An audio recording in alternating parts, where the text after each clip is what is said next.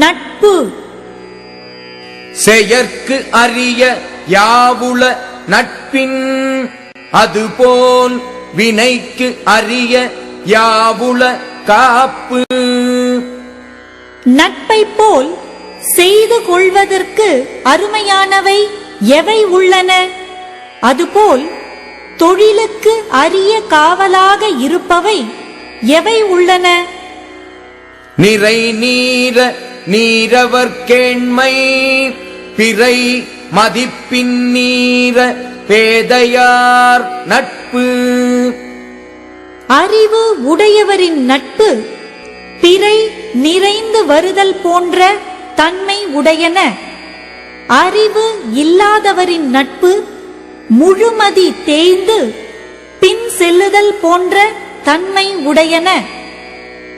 நவில் தொறும் நூல் நயம் போலும் பயில் தொறும் பண்புடையாளர் தொடர்பு. பழக பழக நற்பண்பு உடையவரின் நட்பு இன்பம் தருதல் நூலின் நூற்பொருள் கற்க கற்க மேன்மேலும் இன்பம் தருதலை போன்றதாகும்.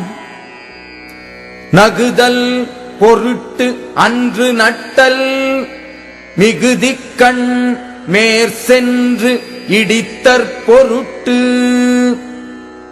நட்பு செய்தல் ஒருவரோடு ஒருவர் சிரித்து மகிழும் பொருட்டு அன்று. நண்பர் நெறி கடந்து செல்லும் போது முற்பட்டு சென்று இடித்து உரைப்பதற்காகும்.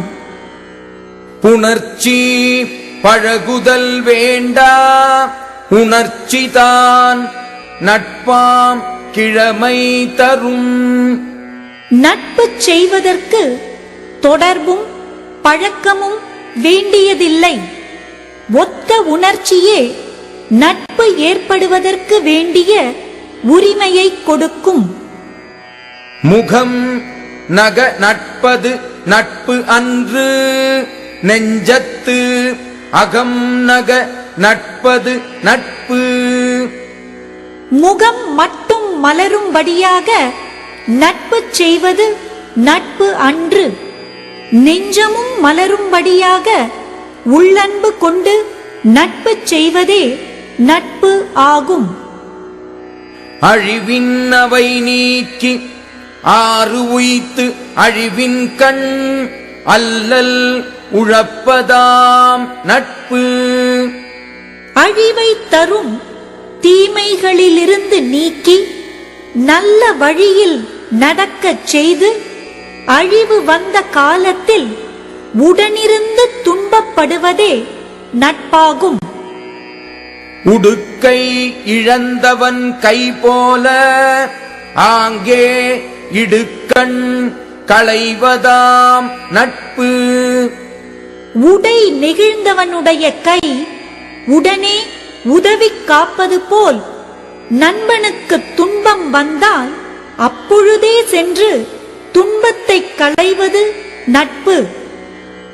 நட்பிற்கு வீற்றிருக்கை யாது எனின் கொட்பு இன்றி ஒல்லும் வாய் ஊன்றும் நிலை. நட்புக்குச் சிறந்த நிலை எது என்றால் எப்போதும் வேறுபடுதல் இல்லாமல் முடியும் போதெல்லாம் உதவி செய்து தாங்கும் நிலையாகும்.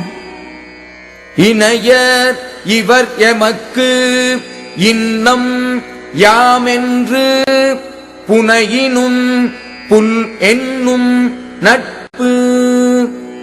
இவர் எமக்கு இத்தன்மையானவர், யாம் இவர்க்கு இத்தன்மை உடையேம் என்று புனைந்து உரைத்தாலும் நட்பு